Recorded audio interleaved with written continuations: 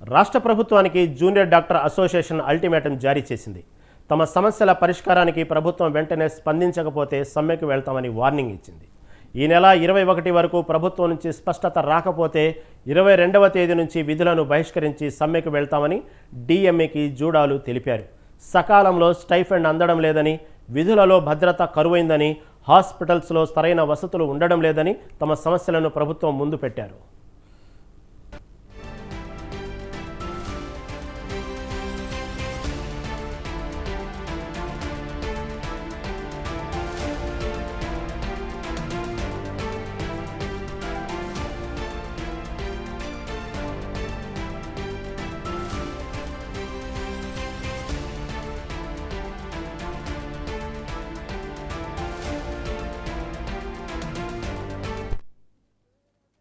Doctors association రోజు DMA madam ని కలవడం జరిగింది. బేసిక్ గా అన్నిటికన్నా ఇంపార్టెంట్ ఇష్యూ ఫస్ట్ రైజ్ చేసింది ఏంటంటే గ్రీన్ ఛానల్. సో మినిస్టర్ గారు జనవరి 2024 లో టీజూడాతో మీటింగ్ అయినప్పుడు అష్యూరెన్స్ ఇచ్చారు. ఏమని అంటే స్టైఫండ్స్ గురించి ప్రతి నెల జూనియర్ డాక్టర్స్ వెతుక్కోవాల్సిన అవసరం లేదు, ఎవరిని కలవాల్సిన అవసరం లేదు. ప్రతి నెల 15వ తారీఖు వరకు ఖచ్చితంగా స్టైఫండ్స్ పడిపోతాయని అష్యూరెన్స్ ఇవ్వడం జరిగింది. కానీ ఇప్పటికీ కూడా ప్రతి నెల టోకెన్ నెంబర్స్ జనరేట్ అవ్వడం, మళ్ళీ అది డిఎంఈ ఆఫీస్ లో ఫాలో అప్ చేయడం, మళ్ళీ సెక్రటేరియట్ లో ఫాలో అప్ చేయడం, ఇది రెగ్యులర్ గా చేస్తున్నా గానీ ఇంకా కూడా 2 నెలల స్టైఫండ్ అనేది పెండింగ్ ఉంది. ఇప్పటి వరకు ఇంకా మార్చ్ ఇంకా ఏప్రిల్ స్టైఫండ్స్ అనేది రాలేదు. గట్టిగా చెప్పాలి అంటే ఆ గ్రీన్ ఛానల్ అనేది ఇంప్లిమెంట్ చేద్దాం. రాష్ట్ర ప్రభుత్వానికి జూనియర్ డాక్టర్ అసోసియేషన్ అల్టిమేటం జారీ చేసింది. తమ సమస్యల పరిష్కారానికి ప్రభుత్వం వెంటనే స్పందించకపోతే సమ్మెకు వెళ్తామని వార్నింగ్ ఇచ్చింది. ఈ నెల 21 వరకు ప్రభుత్వం నుంచి స్పష్టత రాకపోతే 22వ తేదీ నుంచి విధులను బహిష్కరించి సమ్మెకు వెళ్తామని డిఎంఏకి జూడాలు తెలిపారు.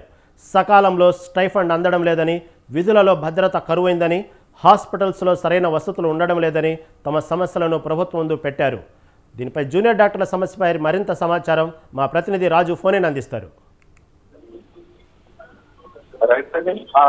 తెలంగాణ జూనియర్ డాక్టర్ అసోసియేషన్ ఇవాళ తమ సమస్యలు వెంటనే పరిష్కరించాలంటూ కూడా డిఎంఈ వాణిజ్య డిఎంఈ కార్యాలయంలో ఒక వినతి పత్రం అందజేశారు.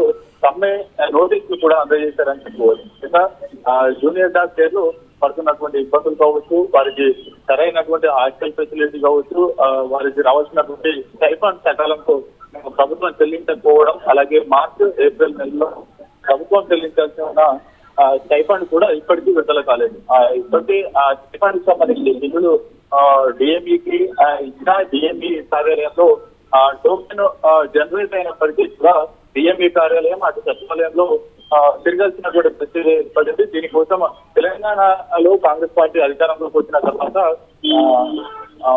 వైద్య శాఖ మంత్రి దామోదర్ రాజనరసింహ ఒక హామీ ఇచ్చారు. జూనియర్ డాక్టర్లకు చిన్న గ్రీన్ ఛానల్ ఏర్పాటు చేస్తాం, వారికి సంబంధించినటువంటి స్టైఫండ్ నేరుగా ప్రతి నెల వారి ఖాతాల్లో జమ అయ్యే విధంగా మునుపటిలాగా సచివాలయం చుట్టూ అటు డిఎంఏ కార్యాలయం చుట్టూ తిరగడం సమయం వృధా అవుతుంది. కాబట్టి దానికోసం ప్రత్యేకంగా గ్రీన్ ఛానల్ ఏర్పాటు చేస్తామన్నారు. ఇప్పటి వరకు అది అమలు కావడం లేదు. దీంతో పాటుగానే ముఖ్యంగా వారికి ఉన్నటువంటి సమస్యలు ఏపీలో కూడా తెలంగాణ విద్యార్థులకు 15% సీట్లలో రిజర్వేషన్ కల్పించడం, వాటితో పాటుగానే హాస్టల్ ఫెసిలిటీస్, వీటితో పాటుగానే అటు వైద్య కళాశాలలకు వెళ్లేందుకు కూడా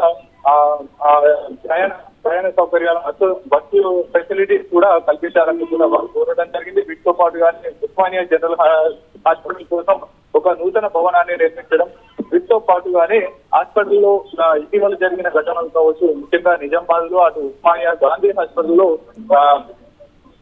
వైద్యుల మీద దాడులు జరుగుతా ఉన్నాయి. ఈ అంశాన్ని కూడా డిఎంఈ దృష్టికి తీసుకెళ్లారు. ప్రధానంగా ఇటువంటి సమస్యలు పెట్టాలంటూ కూడా డిఎంఈకి సమ్మె నోటీసులు ఇవ్వడం అనేది జరిగింది. ముఖ్యంగా ఈ నెల 22వ తేదీన సభకు వెళ్తున్నట్టు నోటీసులు అందజేస్తారు. 21వ తేదీ నుంచి ప్రభుత్వం 21వ తేదీ సాయంత్రం వరకు ప్రభుత్వం నుంచి స్పష్టమైనటువంటి హామీ లభించకపోతే 22వ తేదీ నుంచి నిర్వధిక సమ్మెకు వెళ్ళనున్నట్లు విధులకు బహిష్కరించి నిర్వధిక సమ్మెకు వెళ్తామనేటటువంటి అల్టిమేటం అయితే జారీ చేసినటువంటి పరిస్థితి కనిపిస్తుంది. ముఖ్యంగా వారు అడిగినటువంటి ప్రధాన డిమాండ్లు ఏవైతే ఉన్నాయో తెలంగాణలో వారికి రావాల్సినటువంటి స్టైఫండ్లు 2 నెలల నుంచి ఆగిపోయాయి.